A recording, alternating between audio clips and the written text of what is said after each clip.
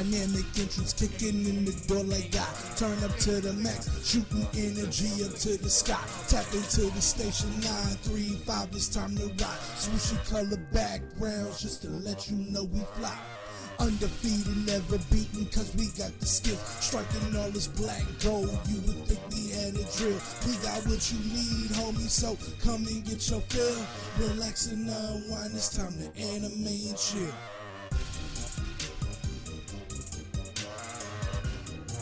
It's time to anime and chill. Relax and unwind, it's time to anime and chill. And we are back with yet another episode of Anime and Chill. You chilling with your favorite two N-words. The biggest anime. We can say it. You can. You can't. What's going on this week, man? Man, nothing much. It's been a nice slow week. I got to watch, dive into this new joint. It's new to me. Called Jujutsu Kaisen. Yeah, I'm maybe 6 episodes in. It's exciting, man. Yeah, man. It's a definite go. Man, that's what's up, man. We gonna have to do a deep dive on that one day and get into it. I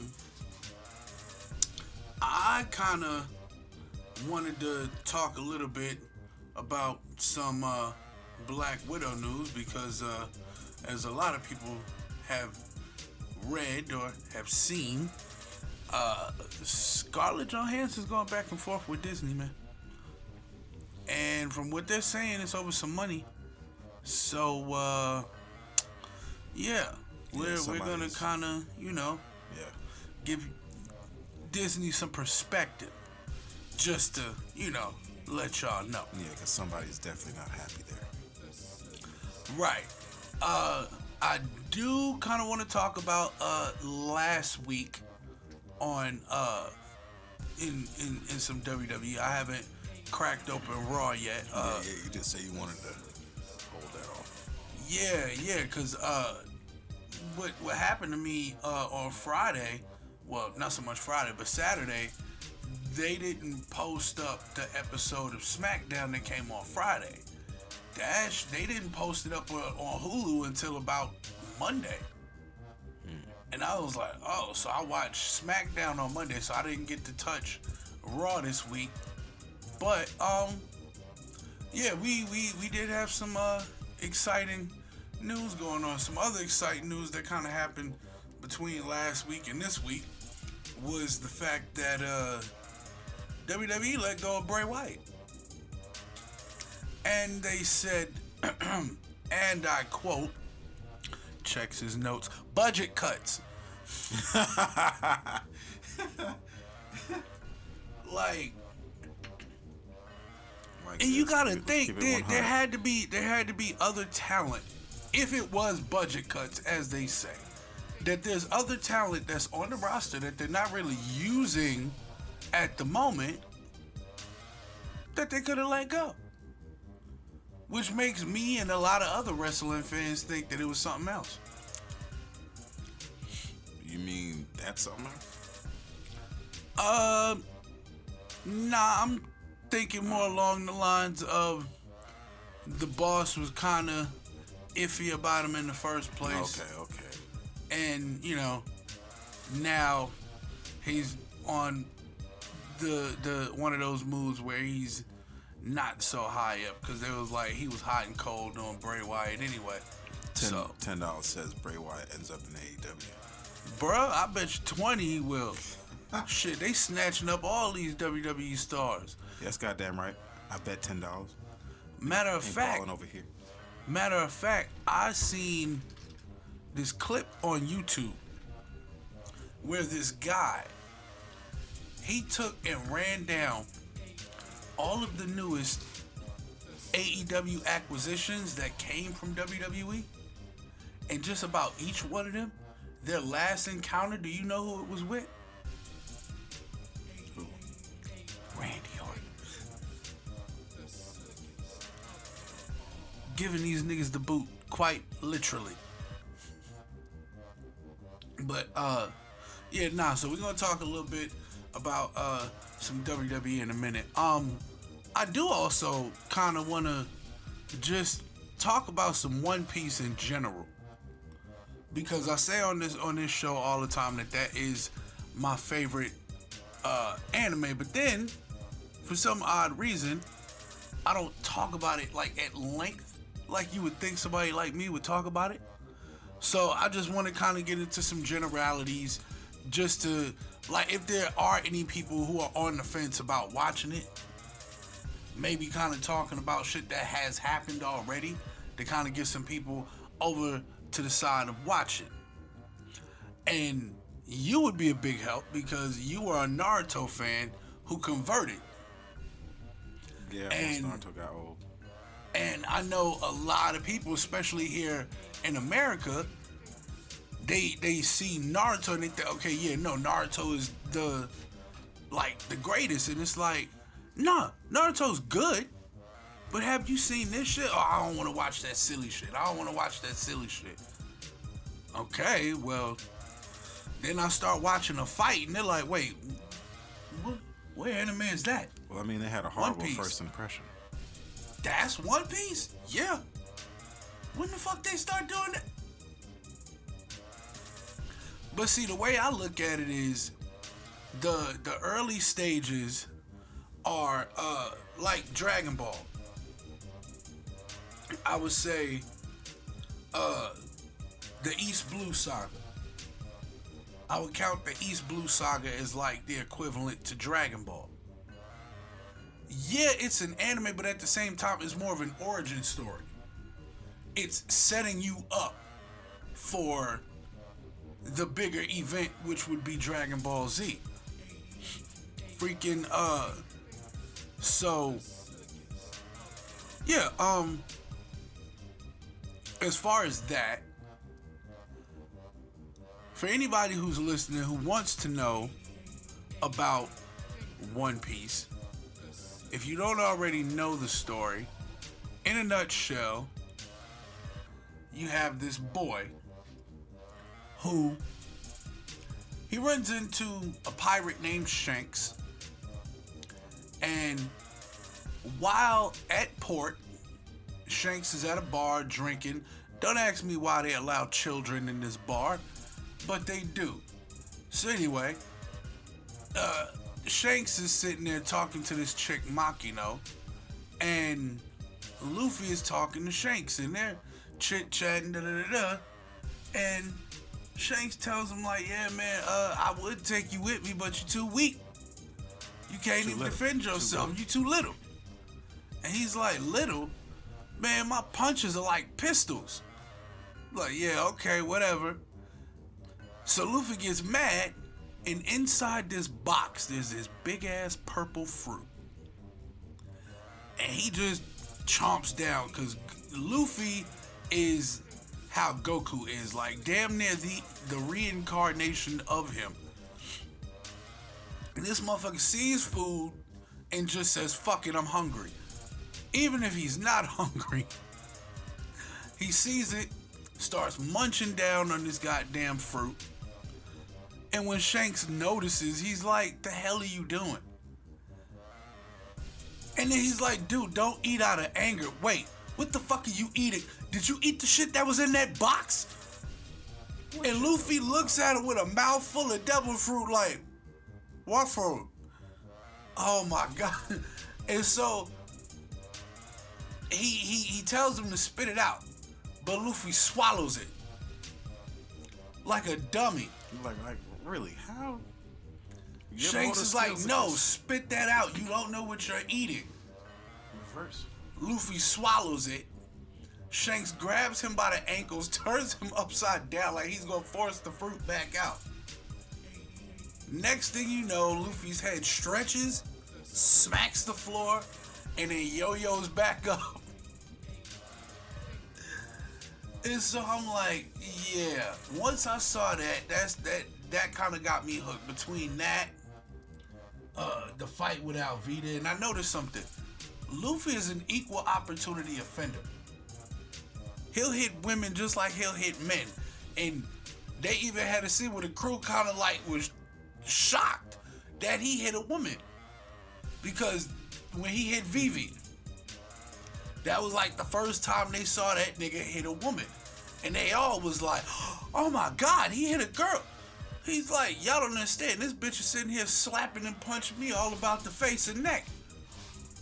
And he said, I hit her once. So, nah, like he's an equal opportunity offender.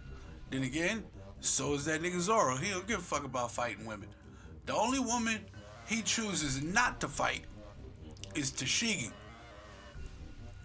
And Tashigi is Smoker's second in command, you could say. And Captain Smoker, who is a Marine captain, for those who don't know, well, now he's a rear admiral, I think. Yeah, in the New World, he's a rear admiral, and she's a captain. Yeah, but more on that later. So yeah, but Zoro can't fight Tashigi because Tashigi looks just like the girl he grew up with, who he kind of, I don't want to say, well, he didn't idolize her, but she was his rival. She was his first real rival as far as sword play. The one person he could not beat, and she died before he ever beat her. They say in the anime, they said that Kuina fell down the stairs. They say oh, that was in the 4Kids dub. Yeah, but they say in I believe over there in that region, that means suicide. Oh wow. Yeah. So when somebody refers in I guess in that region, when somebody says, "Hey, so and so fell down the stairs," they that's killed what that themselves. means. Yeah. Oh wow. Yeah. And that's funny you said it because I happened upon that little Because I meme was the just other day. thinking, it's not a lot of they shit that have stairs, but then again, Right. Yeah. they do be making them giant, tall ass mansions like what that nigga Arlong had. Yeah. But yeah, so he won't fight Kuina. He won't fight Tashigi because she looks like Kuina. But you know what? That makes sense as far as Kuina taking her own life, because she was upset that she was a woman, because she was saying as a woman she could never be as strong physically as a man. And she was saying like eventually she was going to get to a point where it was like men were going to be whooping her ass simply because she was smaller than them. So I especially because in that culture, it's like, yeah, that's a male dominated culture. So that, and she heard her father talking, and her father was telling this dude like, yeah, Kuina never be, like, he was saying eventually Zoro's gonna overpower her. Like, no matter how good she is, eventually he's going to overpower her. That's why he was, well, in his words, he said that's why women shouldn't be swordsmen. But she was lucky because she was smaller. She was able to be faster and could get lower and get into different angles that they couldn't get her at, which was probably the same reason why the nigga Zoro was beating motherfuckers, because he was small. And his story was that he was going from village to village fighting grown-ass men, beating them. Yeah, spanking that ass. Nigga, that's funny. So, but let's kind of change gears. We gonna switch over to some WWE for a second. Last week on Monday, boy, was that shit just it was popping. But then you realize it's like, okay, WWE went, oh, the fans are back. And we're like, yeah, now we finna get some fresh, you know what I mean? And no. WWE got a WWE, man. Yeah. So, what I mean by that is this. After Money in the Bank, where Rhea Ripley lost the Raw Women's title,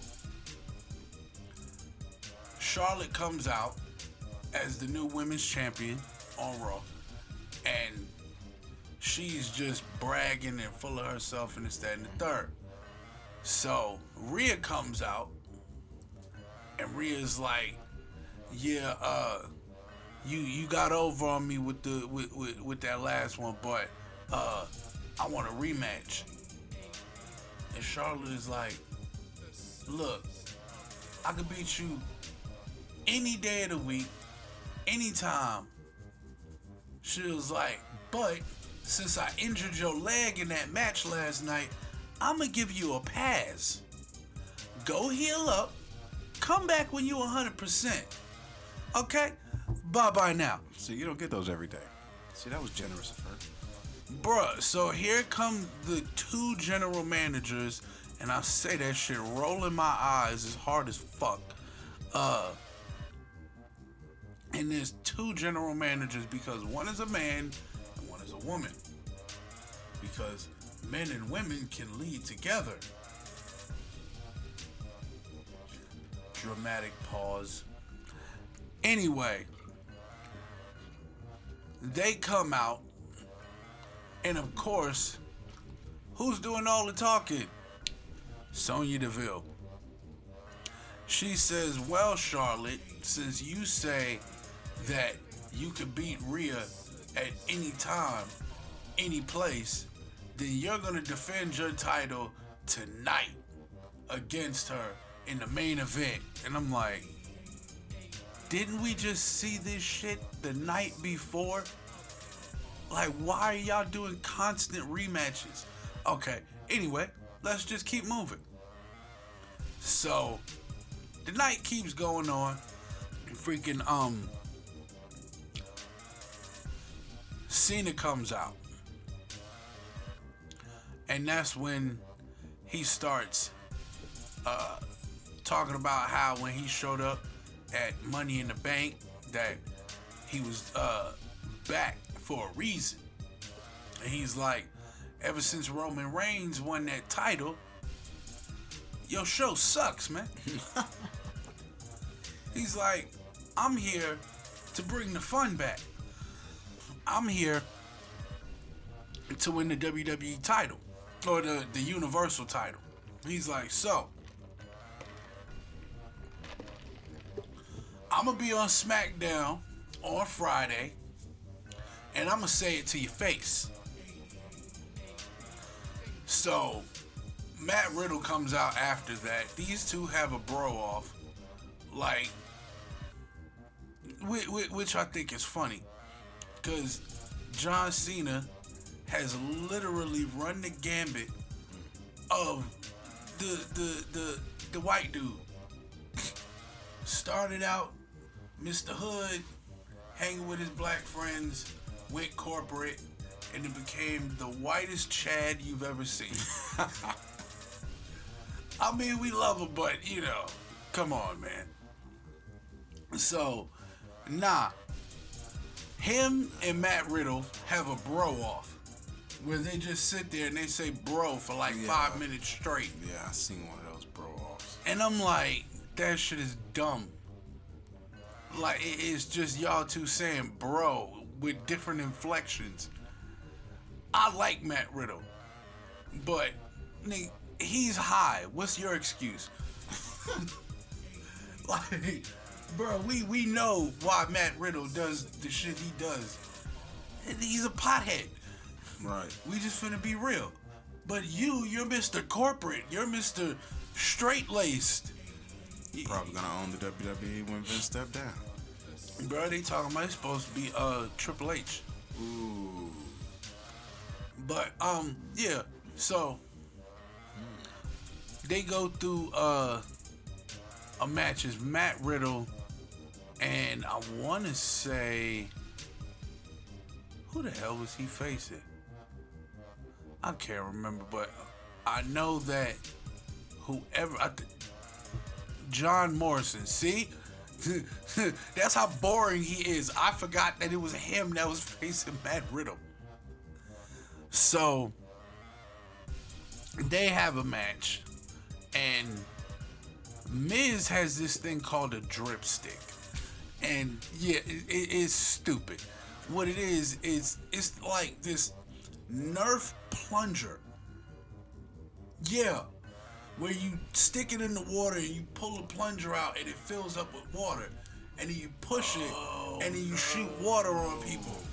No, he's not shooting toilet water on people. I don't know if it's toilet water. I know it's water that he keeps in a bucket on the side of his wheelchair because he's injured. But the way to terrorize and entertain the fan. Exactly. That's how committed The Miz is. You gotta give it to Even when he's injured, he's still here every day. Take notes, motherfuckers. But so Morrison and Miz came up with a plan to get AJ Styles involved because AJ Styles is trying to go after Riddle's, I think, U.S. title, because yeah, the Intercontinental title is on SmackDown. So yeah, Riddle has the U.S. title. So AJ wants it, even though he's still one half of the Raw Tag Team Champions. He still wants that U.S. title. So him, Miz, and Morrison, they come up with a plan. The plan is, in the middle of the match, AJ Styles and Omos is gonna come out and just stand around as a distraction. And when that didn't distract Matt Riddle, they picked up the scooter that he rides to the ring. You know, one of them little push scooters that kids get. So he gets on, they pick up his push scooter and they break it. And when they break it, this nigga goes like berserk. And he's like, what the hell, bro? What the hell? So John Morrison side swipes him, kicks him in the head, hits his little Starship Pain, and wins the match. And then after the match, AJ Styles and Omos jump Matt Riddle. But here's the thing, that could also be leading into Randy Orton coming back, because Orton and Matt Riddle are a tag team. Now, I haven't seen, or I don't know why Orton is out at the moment. I want to say he might be injured, but so he's probably coming back. If he don't come back soon, he's gonna come back either to Raw before SummerSlam, or he's gonna come back at SummerSlam, which, spoiler alert, I'm gonna be there. Cause it's in Vegas. So, Vegas, here I come. But,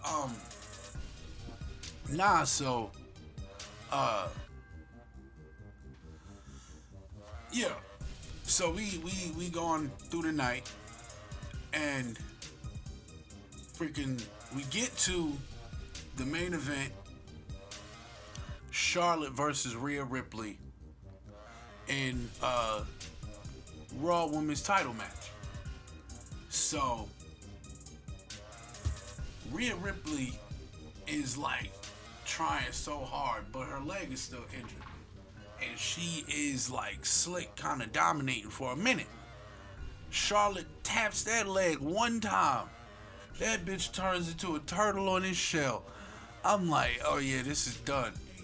Charlotte tries to go for the figure four. Rhea kicks her out the ring. Charlotte goes, well, fuck it. Goes and picks up her belt and walks off. Oh, damn. Yeah. Damn, it's like, wow. So Rhea gets out the ring and chases Charlotte down. As Charlotte gets about halfway up the ramp, she's looking back and she sees Rhea coming, running up the ramp full speed. Charlotte turns around with the title and clocks that bitch in the face.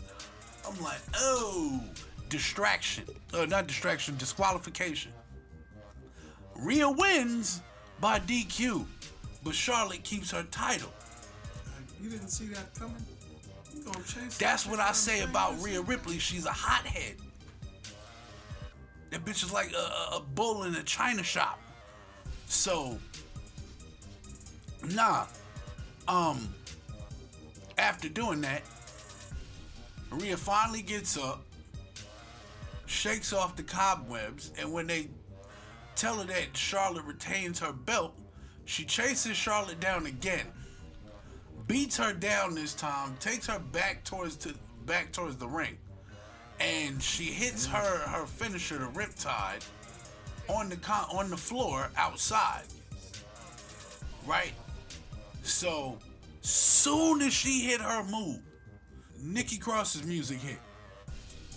And Nikki Cross comes flying down that motherfucking ramp. No pun intended.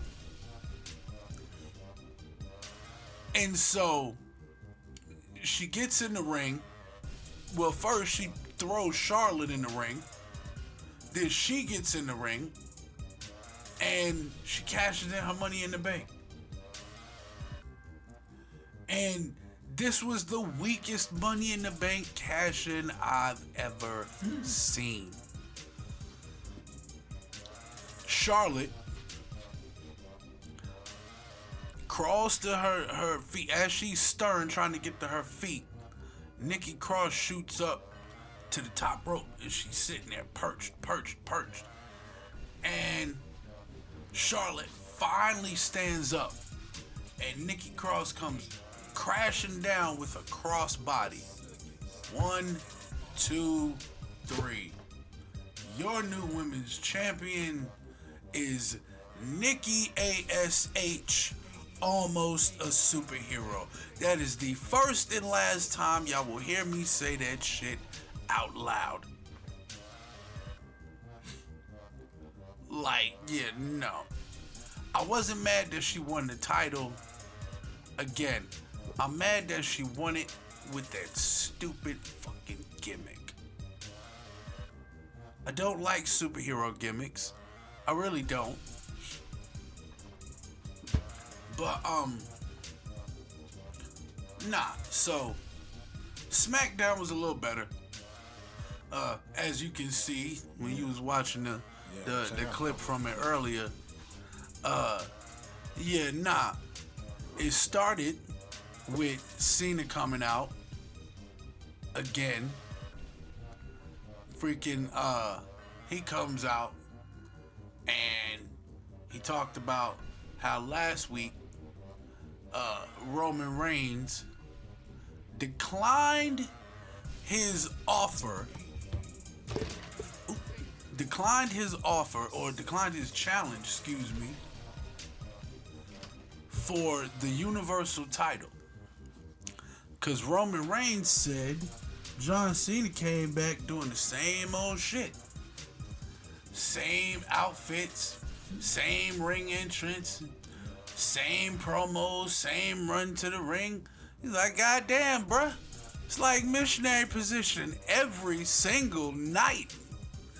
It's like the head of the table. We don't do that around here. So, after that being said, Cena's retort was, well, hey, if you find somebody who can make missionary position entertaining for 20 years, keep that person in your life. That's why we needed the contract signed and Roman hit you with the... We've already heard from Mr. Missionary tonight.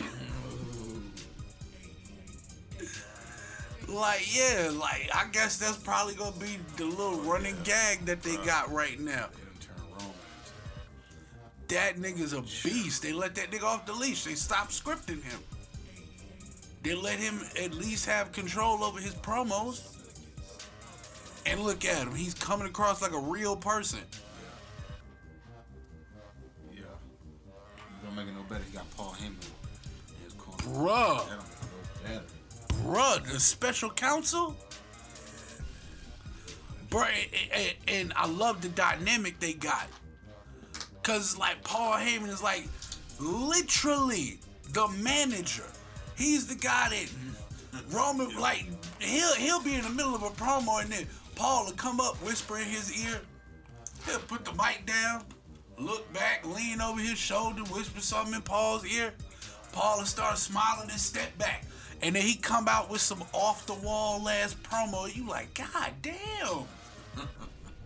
Damn, nigga, why you throwing fire like that? Who hurt you? Shout out to my feminists. But nah, freaking, so they go through that whole thing, and as John is finishing up his new promo, Paul Heyman comes out and is like, wait, hold up. Fuck you mean Roman Reigns can't see you? It's like, look, you gonna get your answer to your challenge. Like, or no, that was the first week when Paul Heyman came out and mocked John and did his theme music.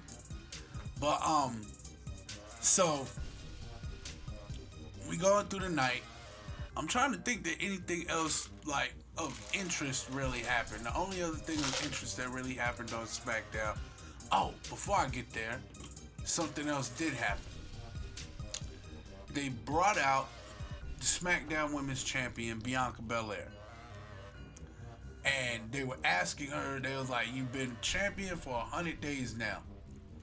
What are you planning on doing for the next 100? And so, before she can answer, they did the whole gamut of bring out people to interrupt. So, the first person was Carmella, the person that she beat twice already. Talking about, oh, why don't you give me another chance? Give you another chance, bitch, I beat you twice already. So then Zelina Vega came out. Zelina Vega was like, well, bitch, you never beat me.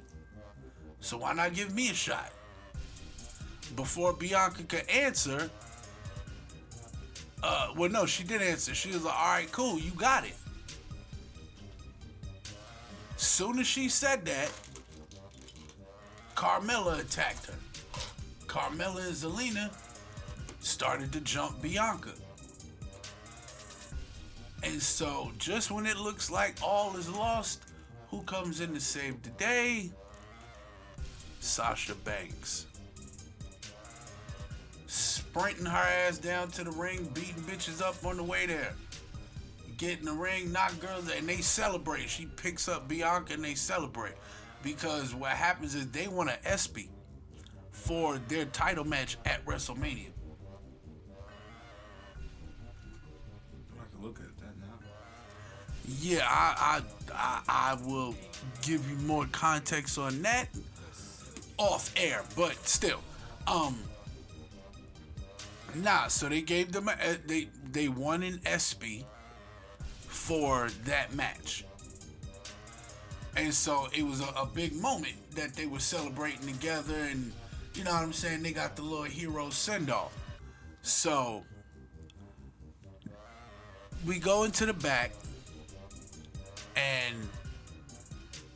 everybody's they're hyping up the contract signing between Finn Balor and Roman Reigns, because after Reigns told Cena no, that motherfucker Finn Balor came out and said, all right, well, you don't want his challenge, how about mine?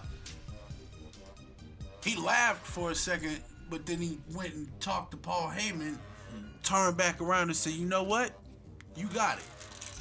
So they was having a contract signing for the title match at SummerSlam. And so they kept hyping it up for the end of the night, or at least towards the end of the night. Freaking, again, nothing of interest happened between then. We get to the contract signing. The first thing Roman Reigns does, like, he is acting like a right dick. Like, for real. Because Balor already, well, no. Yeah. Balor's already out there. Because they called him out first. Balor's out there. And then when he comes out, because you know they do the contract signing with the chairs across from each other. And they have the GMs stand at, quote, the head of the table. And I say that because Roman Reigns is the head of the table. So he gets in the ring and he stares at the chair. And Heyman looks at him and he goes, you want me to move it? Roman doesn't say anything. He just looks at the chair. And so Paul Heyman goes, got you. He grabs the chair and he moves the chair to the head of the table. And as he's doing it, the two GMs, they're standing there and they're looking at Heyman. And Heyman is like, he looks at Roman, then looks at them. And goes, excuse me? Right. So they finally move the fuck out the way. He puts the chair at the head of the table and goes, voila. So Roman takes his seat, sits there, and I'm talking about dude is milking this shit, bro. He is milking this shit. He sits down like he's sitting in his throne. And then he goes, looks over at Finn and goes, as he opens his mouth to speak, everybody starts chanting, Cena, Cena, Cena. That's when we get the line. We've already seen Mr. Missionary tonight. As a matter of fact, Finn, did you catch his promo? Did you hear what he said about you? Like, bruh, this nigga was slick instigating. Right.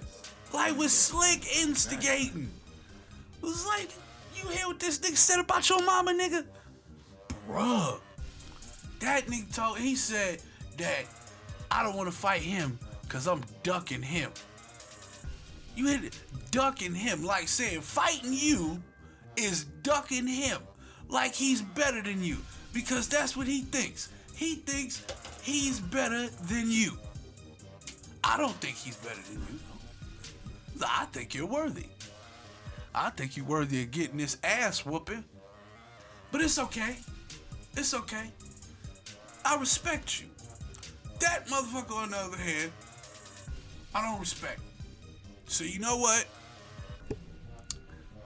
In the interest of a good match, I'm going ahead and sign the contract. Roman signed first. Stupid move. Very, very, very stupid move. You always let the challenger sign first. But more on that in a second. This motherfucker Finn is like, well, you really think that instigation shit is gonna work on me, bruh? I heard what he said, yeah. And the only thing you need to worry about is me kicking your ass and taking that title. My man said, dude, I'm finna smash your ass and send you back to NXT. Oh yeah, I'll be glad to go back to NXT as the Universal Champion. And he was like, alright, so right as Finn is going to sign the papers, we have this new version of Baron Corbin who's this down on his luck, broke as divorcee who lost his kid. Like, bruh, he is the most pathetic man on earth. They're so hard trying to get him sympathy, but then you throw John Cena in the mix and it's like, wait, we're trying to turn him good. Yeah, but nah, I want to use him for cannon fodder. But we're trying to turn him good. It's almost working. People kind of feel sorry for him. Yeah, but I want to beat him up. Why? Now we have to give you a reason to beat him up so that you don't look like the bad guy. Because if you just beat up on this poor, broke down man, it's like, what the fuck? Nigga, you the bad guy. You see this nigga's down on his luck. It's like how Dave Chappelle, you wonder why your kids grow up to step over bums. Get it together, Grouch. Get a job, Grouch. But yeah. So Cena gives this nigga $200 and freaking Corbin turns around and kind of shits on him, talking about, nigga, I know you rich. You got more money than that. I know you got more money than that. Like, nigga, you in Hollywood. You make movies. Matter of fact, fuck the money. Nigga, get me a role in one of your movies. Nigga, put me in the Suicide Squad. And nigga was like, ooh, can't do that. Suicide Squad come out on Friday. And nigga said, this shit is already done. But, yeah, nah, so they had Cena use him for cannon fodder. And so, when Finn is going to sign the contract, Corbin comes out, jumps Finn, but they're using Corbin as a buffer so that John Cena doesn't have to beat up on Finn Balor, who is also a good guy, so that John Cena doesn't look like the bad guy. What? Like, motherfucker, if in fact this is gonna be a triple threat, which I don't think it's gonna be, but it should. It shouldn't be a triple threat. It should be Roman Reigns versus Finn Balor, but it's not gonna be, because after Baron Corbin jumped Finn Balor, before Baron Corbin could sign the contract, John Cena jumped Baron Corbin again, took the contract, signed the contract with a blue Sharpie. Right. You know damn well that shit ain't binding and legal. They might exploit that. Bruh. Try to. Paul Heyman saw the GMs backstage and said, you know goddamn well that shit is not legally binding. John Cena's name wasn't even on the contract, so him signing meant nothing. That's like your 3-year-old signing your business contract in crayon.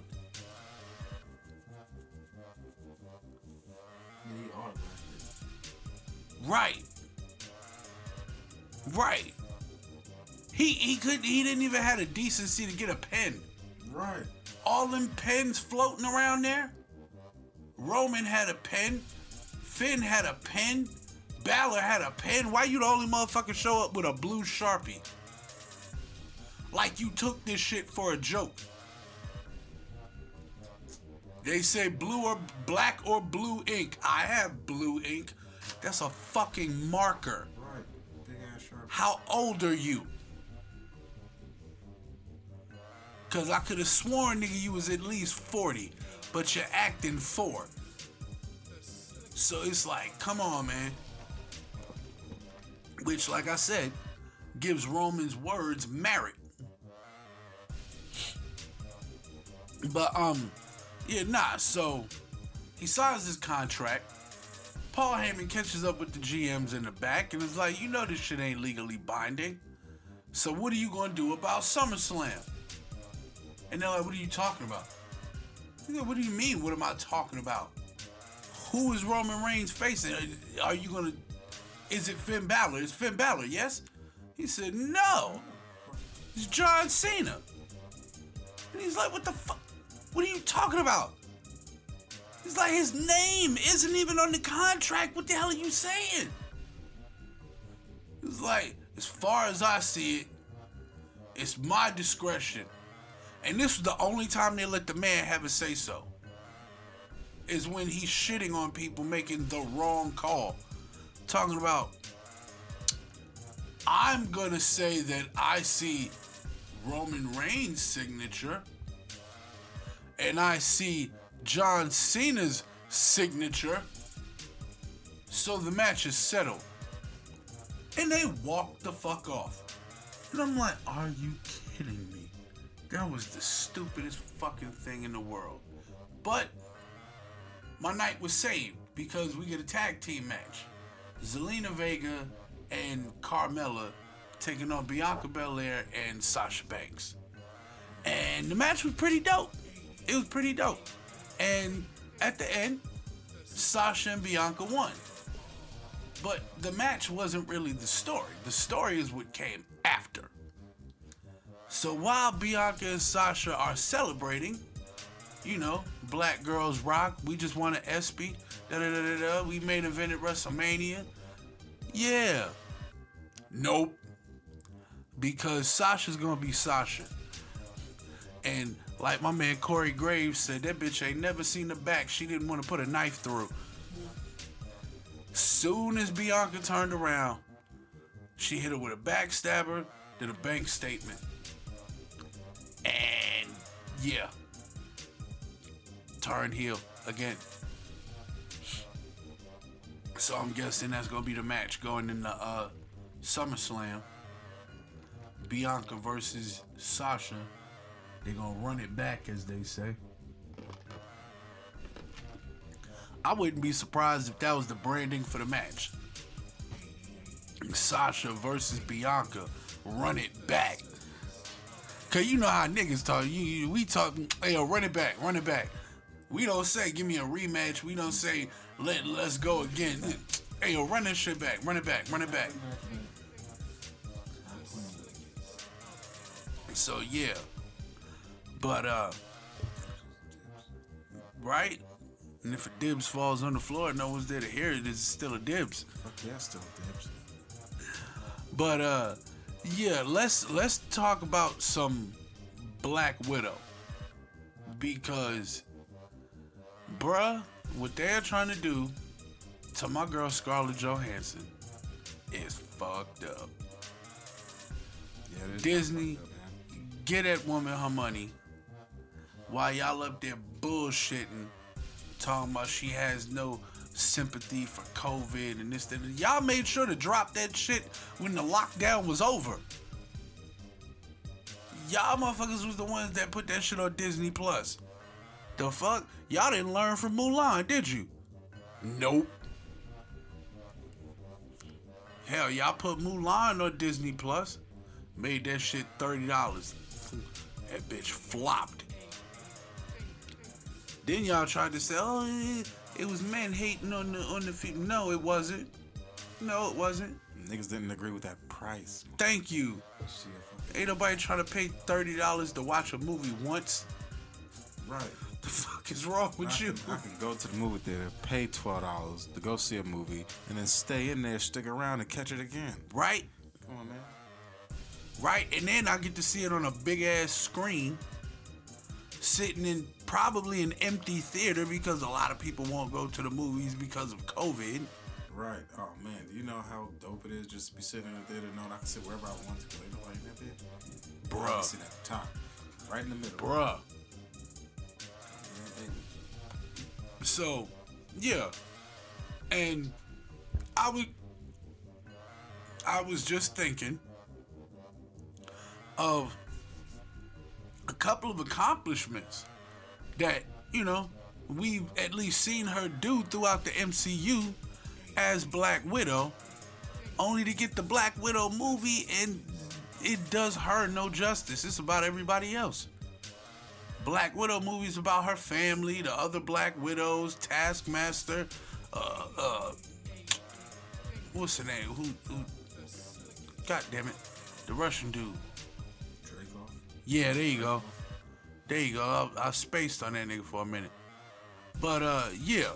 So I felt like the movie didn't do her no justice because it wasn't about. It was about her, but not really. You see what I'm saying? It was more like she was a cameo in her own movie, which I think was fucked up. But nah. So I started writing down some of them, and that was right before the show. I didn't get all the ones that I wanted, but we can go through it and wing the rest of them. Iron Man 2, where she debuted. She cured Tony's illness, fought a hallway full of agents, and hacked Rhodey's suit. Captain America 2. She hacked a Hydra ship and stole information. She tried to help Cap get a date. She helped Cap find out the truth about what was going on. She helped Fury stop Hydra and took the fall in court. In Avengers, she brought Hulk in. She got Hawkeye back. She tricked Loki. She closed the fucking portal. Age of Ultron. She figured out how to calm down the Hulk. She took Vision from Ultron. Like, dude, that's just a few movies. I ain't even get a chance to finish, like, just going through, like, fucking, she wasn't in Iron Man 3, but she was in, Civil War. In Civil War, where she was technically playing both sides against the middle, but that's because she was able to see both arguments and see how both of them were right. Yeah. Yeah, they were both right. You see what I'm saying? And even at that, at the end of the day, she made the right choice because she let Cap and Bucky get away. Hell, she tried to stop them earlier on when the shit first happened. She tried to stop Cap from becoming a criminal. She told him, look, I know this shit is gonna be hard for you, but stand down, let us bring him in, and then you can talk to him. And Cap is like, nah, cause they ain't trying to talk. Right. Something going on here. If I don't find him, he's done. You see what I'm saying? So, also, her and Peggy Carter's niece, Sharon Carter, yeah, the two of them fought Bucky. She fought Bucky in Winter Soldier. Outsmarted him at every fucking turn. Hell, right. So the least y'all motherfuckers can do is pay this woman her money. Y'all fucked up. Y'all made the Black Widow movie about Black Widow's family, about the Black Widow program, and just threw her in there. Then you had the unmitigated gall to put this shit on a streaming service the same time you had it in the movie theaters. What the fuck did you think was going to happen?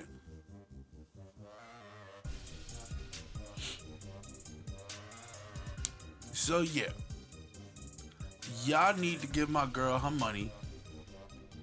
Stop hate, cause hell, I remember when they first started filming the franchise and they would interview the cast, and she was one of the people that would say, yeah, no, I'm willing to do this shit for as long as the fans want me to.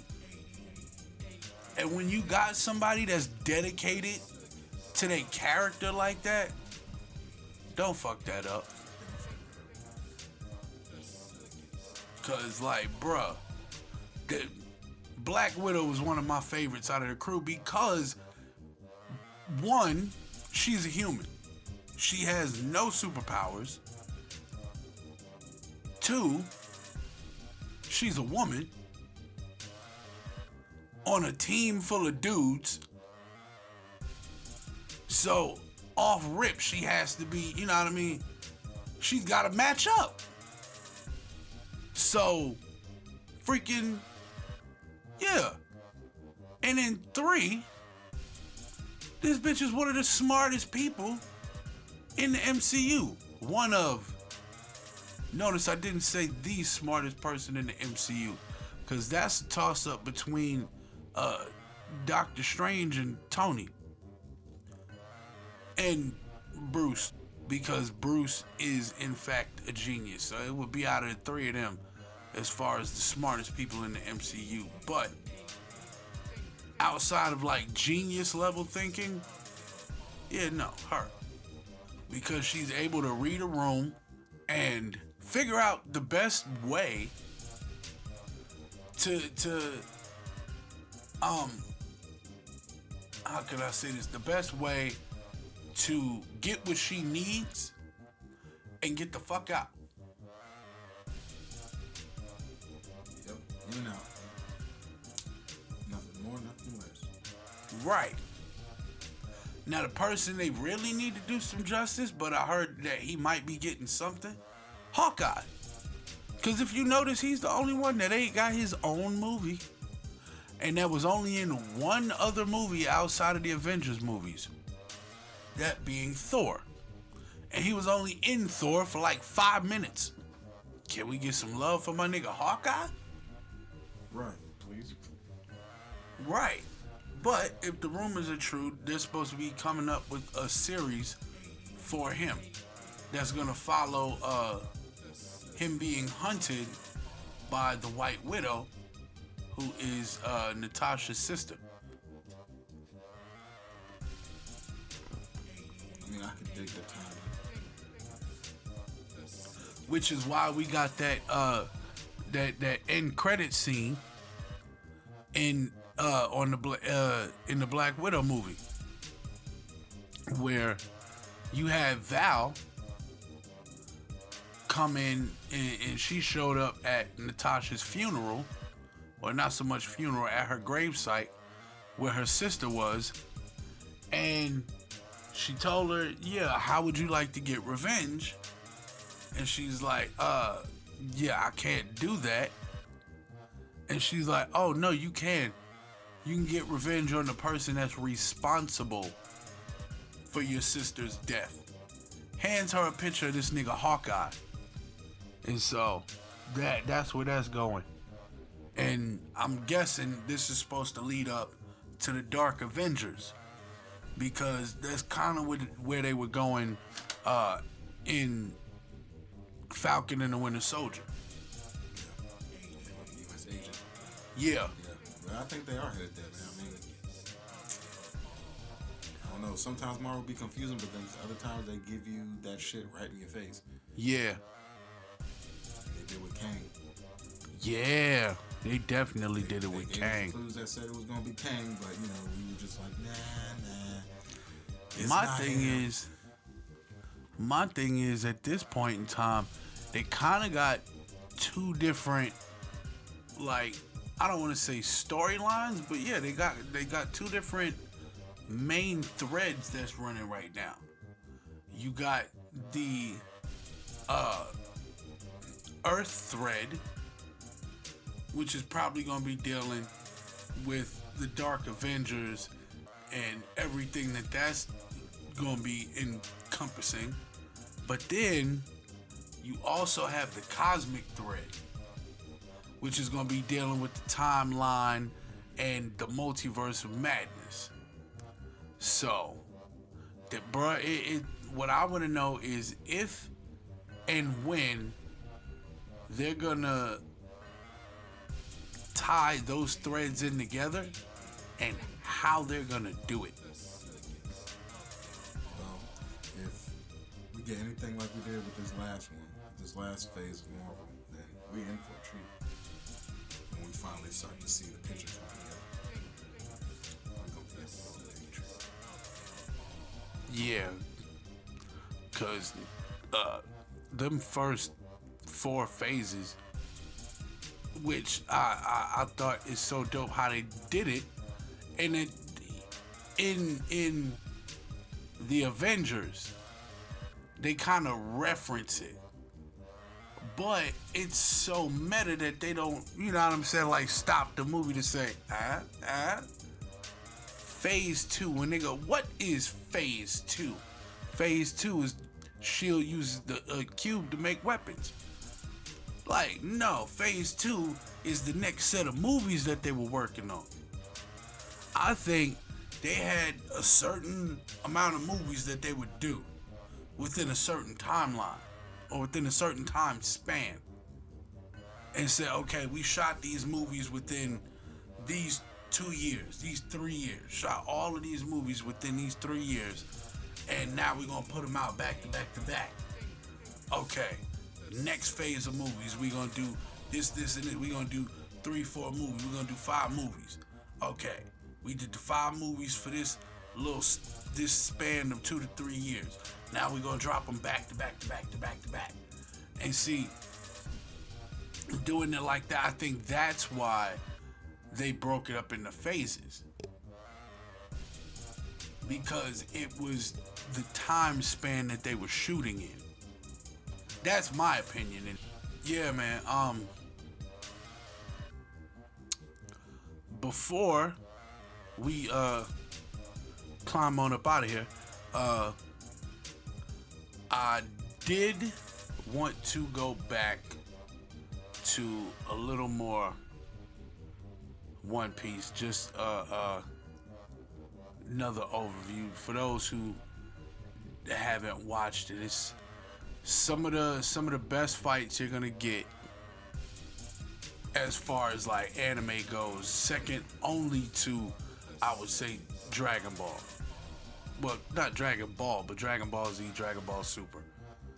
In fact, I would go as to, if I'm gonna equate the East Blue with Dragon Ball, then the Grand Line, or at least the first half of the Grand Line, that would be Dragon Ball Z.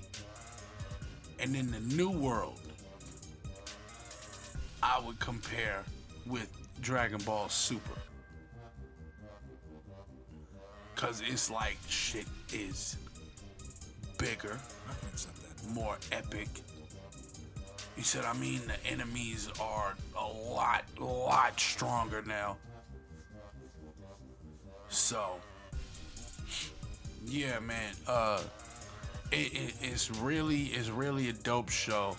If you start watching from the beginning, trust me, it seems silly at the beginning, But it's definitely worth it.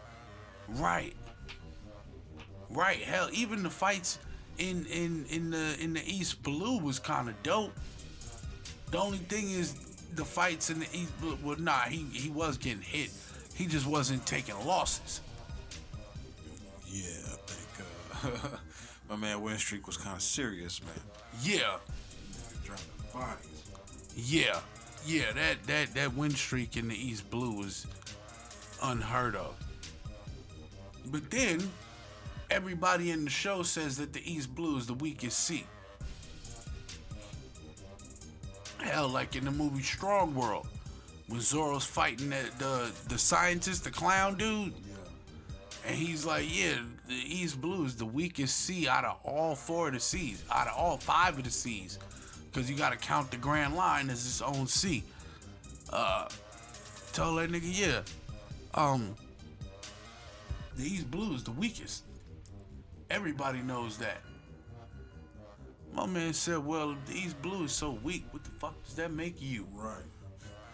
Right as he diced that nigga ass up, turned that nigga into mincemeat. Matter of fact, blocked 3 of his little fireball blasts, hit him.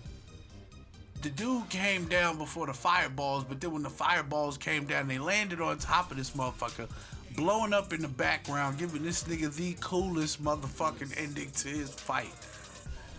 Even so much so that they mention it, because this nigga, both Usopp and Chopper is like, how can one person be so damn cool?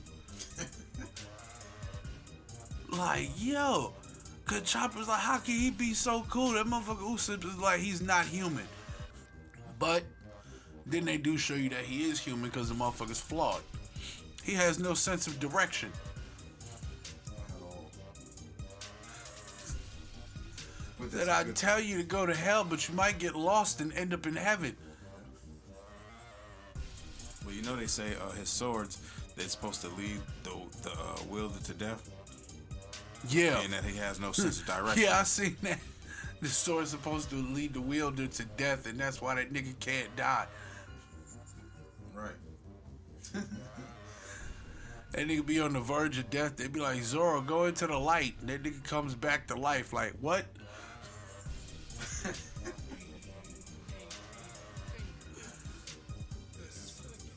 But yeah, that show is a dope show. It really is dope. I'm speaking from experience. Hell, I've even gone back and started from the beginning maybe 2 or 3 times. Oh, bro, you ain't no real One Piece fan if you ain't did that. Trust me, I used to do that shit all the time. Before I started watching the dubs, not the dubs, the subs, I would watch till the end of the dubs and be so mad that there were no more dubs that I'd go back and watch that shit from the beginning and figure out, okay, with all these episodes, that should give these motherfuckers time to drop new dubs. And for like 2 years, these motherfuckers ain't dropped no new dubs. And I was like, what the fuck? What the hell? But it was like, I got mad. And so I started talking to some of my friends that was watching it. And one of them was like, yeah, nah, watch the subs. And I was like, man, I would, but then I'm going to be stopping the show every 2 seconds to read every fucking subtitle and this, that, and the third, just so I can...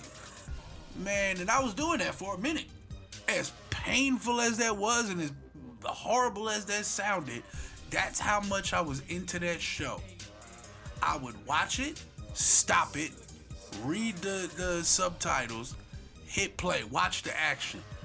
When subtitles came up, the shit that would get me was when they would get them speeches and motherfuckers would get to talking fast. You know what I'm talking about. They give you a whole line of goddamn dialogue and then immediately it's a brand new line. You like, wait, what the fuck? I wasn't even done reading the last one. Yeah, seen those. So yeah, and I must have did that for like, I don't know, I want to say 50, 60 episodes. Maybe closer to 80. But yeah, after a while I was like, you know what? Let me stop trying to read every single fucking word. Read what I can. Watch the show. Use context clues to fill in the blanks. It's been working for me ever since. So much so that I use context clues, or I look for context clues when dealing with my daily life. Like when people say certain shit and I'll be like, oh, I know what you mean, and then I say that and somebody else will be like, how you know that? Judging from how they said it. Because people always say it's not what you say, it's the way you say it. Well, in that there are context clues. And if you can use those context clues to piece together what the person is saying, you can have a better understanding with that person. And on that note, I will say this. Final word. What's the word, nerd? Final word. Dipset or the Lox? And I'm gonna leave it at that. Like I said before, that's a hard one. But I think if I had to choose, gun to my head, I'm going with the Lox. Yeah, me too. Yeah, me too. Gun to the head, yeah. Yeah, I'm going with the Lox. Yeah, cause them niggas was about that life. And I mean that in every sense of the word. Just a quick story. There was a rumor as to how they got out of their contract with Bad Boy. And that rumor was that some of the Rough Riders showed up to the Bad Boy offices with the Lox. When they told Diddy, no, we want out of our contract. They tried to go through the lawyers, but it was like the contract was damn near airtight. So they went through the streets. And the rumor is that they hung this nigga Diddy out a window and told that nigga, you're gonna release the Lox from their contract. He released them from their contract, but a reason why I think they really wasn't promoted as much is because when they were released, they still owed him because the contract was fucked up. From the way I heard it, it was like he had them signed as a group, but then also signed as individuals. And I think he said he needed 9 albums from them. And it was like they had fulfilled, I think like they did what, 3 or 4 group joints. And then they had their solo joints. But here's where the contract was fucked up. He didn't count the solo joints as part of the 9. That was a separate fucking 9. And that's why they were saying that the deal was shady. It was a way to keep them tethered, but yeah, no. As I said, I that's the way the story goes. I'm not gonna say it like I know it for a fact. But if you haven't done it already, go ahead and grab that Fly 93.5 app. You can go in your Google Play Store, Apple App Store, wherever you get your apps from. Type in Fly 93.5, grab that app. If you can't get us that way, go online to radio.fly935.com/listen/ and it'll take you right to us. We're on here every Tuesday at new time, 3 p.m. and every Thursday at new time, 7 p.m. If you want to hit us up, you can hit us up at Anime and Chill on Instagram at Anime and Chill 88. You can hit us up on Twitter at Armand Joseph, ARMOND JOSCPH. You can hit us up on Facebook at Armand.Joseph.9, ARMOND.JOSEPH.9. You can also look us up on, and I went on YouTube and I checked this out for myself. Type in Anime and Chill, all one word, ANIMENCHILL, all one word, Anime and Chill, and it will take you directly to the page so you can check out all of the episodes that you might have missed or all the ones you want to re-listen to. Go check out your favorite ones and hit us up, give us some feedback, let us know if you like it, if you don't like it, let us know what show you want to watch or what show you want us to review. If there's any animes that you want us to review, we'll take a look and we'll come on here and shout you out. Another thing before we head on out the door, last week when we aired the show, I was kind of checking out the stats, right? And I seen that we had a couple of different countries and at least another state where we had listeners. So I just wanted to give a shout out to those countries in that state. I hope I'm saying this right.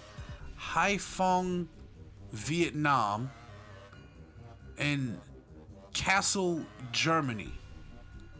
There's people out there that are listening to us. So Shout out to y'all, man. right, if y'all are out there in Haiphong, Vietnam, and Kassel, Germany, thank y'all for listening. We do see y'all. Tell a friend to tell a friend that it's them again, because we anime and chilling around here. Wichita, Kansas, I see y'all out there. We ain't forgot about the states, like I said. So no matter where you are, We see you. right? That was kind of creepy, but Just a little bit, but you know, tell them we see you sitting on the couch with your favorite person, got your feet up, watching your favorite tunes. Well, you did that right there. I see you anime and chilling. Time for us to get on up out of here. Peace. Peace. Dynamic entrance kicking in the door like God. Turn up to the max, shooting energy up to the sky. Tap into the station 935, it's time to rock. Swooshy color backgrounds just to let you know we fly. Undefeated, never beaten, cause we got the skills. Striking all this black gold, you would think we had a drill. We got what you need, homie, so come and get your fill. Relax and unwind, it's time to anime and chill.